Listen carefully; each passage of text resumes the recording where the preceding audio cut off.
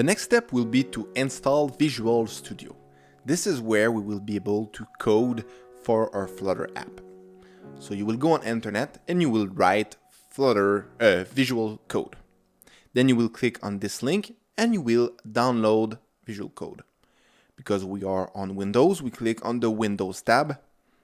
And now this should download Visual Code Studio. You will click on it to install everything. We can close the internet page. And now you will say, but I will say I agree the argument. You can read them. I will click next. This is where it will be installed. I will click next. And I will click next again. This is the installation. Good. Once it's done, we will click on finish. And you can see that this will launch Visual Studio automatically. I will maximize the page. And now what we want to do is to open our Flutter project. So I will go in File, Open Folder, like this. And if you remember, this is where we saved our project. So this is just a flashback. Okay, let's come back. So I will say Open Project, and I will go inside. It was inside C, User, the name of your user, and next you will find Android Studio Project. This is the Flutter app testing that we have created. You see, this is the location where Android Studio saved the project. This is what it looks inside the Flutter app testing. You will open the Flutter app testing file. Good, this is our Flutter project. And next you can click on lib for library, and you double click on main. This is your code for your Flutter app. It's the main code. I will click on search marketplace. You have see the pop-up that jump, and I will install Dart and Flutter. If you miss the pop-up, you can click on extension on the left side and search for Flutter and Dart. The next extension I will add is the awesome Flutter snippet. So I will download this.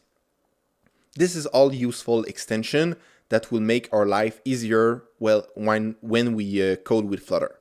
You will then install the bracket pair colorizer 2. This will also make our life easier with Flutter. And yeah, that's pretty much it. We will go back inside our files. And you have again your main.dart. I will double click on it. You see the difference now. We have a colorful code, and we also have all our bracket with colors.